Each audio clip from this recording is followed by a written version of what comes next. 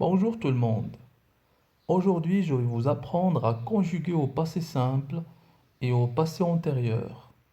Puis, je vais vous montrer la relation entre ces deux temps du passé, qu'on utilise surtout dans le langage littéraire.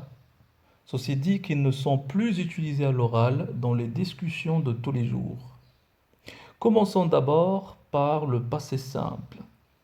Pour conjuguer les verbes du premier groupe au passé simple, on utilise les terminaisons suivantes.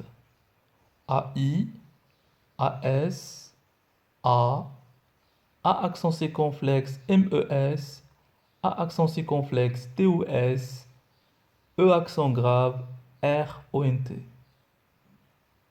En ce qui concerne le radical, il est toujours le même, il ne change pas. Voyez bien que le verbe chanter et le verbe aller, ils ont un radical fixe qui ne change pas. Pour chanter, le radical, c'est chante. Il reste tel quel dans toutes les personnes. Et le verbe aller, c'est la même chose. Il a le même radical dans toutes les personnes. Il reste à noter que le verbe aller, c'est un verbe du troisième groupe. Et pourtant, il se conjugue aussi comme les verbes du premier groupe.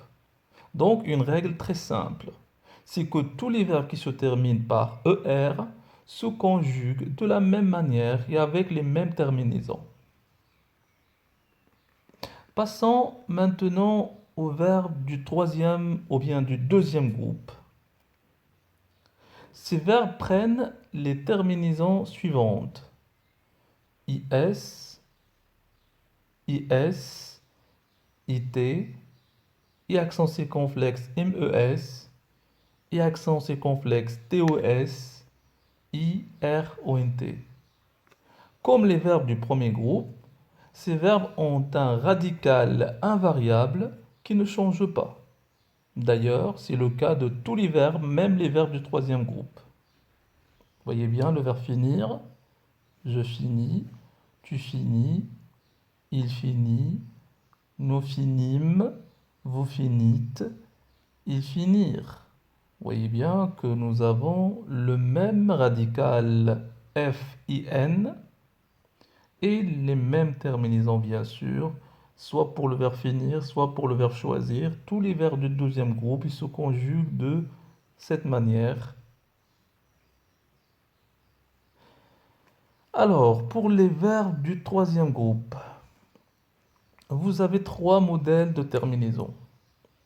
Il y a des verbes qui se terminent par IS, IS, IT, et accent circonflexe MES, et accent circonflexe TOS, IRONT, comme le verbe partir. Et en plus, ça ressemble aux terminaisons des verbes de deuxième groupe. Et il y a des verbes qui se terminent par US, US, UT, U accent circonflexe MES, U accent circonflexe TOS, URONT, comme le verbe bien sûr être. Et il y en a qui se terminent par INS, INS, INT, et accent circonflexe NMES, et accent circonflexe NTOS, INRONT, comme le verbe bien sûr venir et ses dérivés convenir, survenir, etc., etc.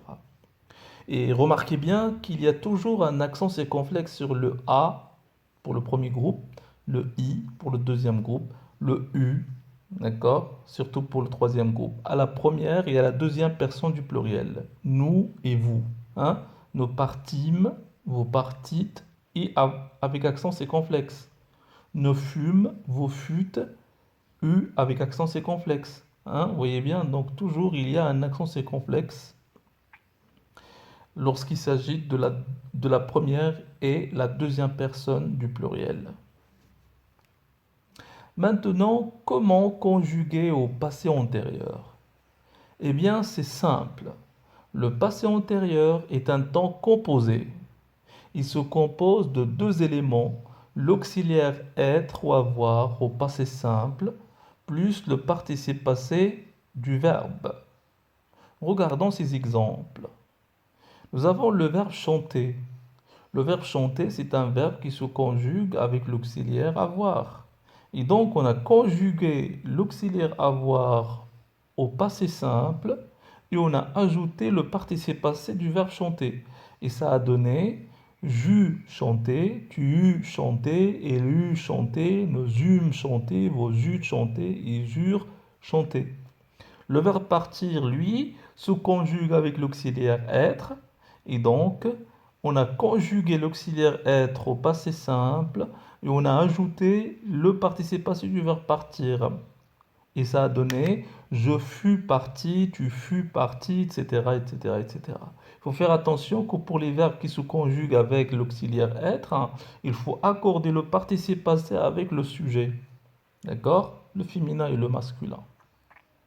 Et le singulier et le pluriel. C'est-à-dire il faut accorder le participe en genre et en nombre avec le sujet. Pour terminer, quelle est donc la relation entre le passé simple et le passé antérieur? D'abord, il faut savoir que le passé simple est un temps qui indique une action brève. Ça veut dire courte. Une action brève et achevée, terminée, dans un passé lointain, très loin. Et le passé antérieur exprime une antériorité par rapport au passé simple. Par exemple, on dit quand il eut fini son travail, il quitta l'atelier. Ici, nous avons deux actions, l'une passe après l'autre. La première action, c'est celle de finir, et la deuxième, c'est celle du quitter. Donc, on a conjugué la première au passé antérieur et la deuxième au passé simple, car la première est antérieure, ça veut dire est avant, est antérieure à la deuxième. Autrement dit, il a eu lieu avant la deuxième.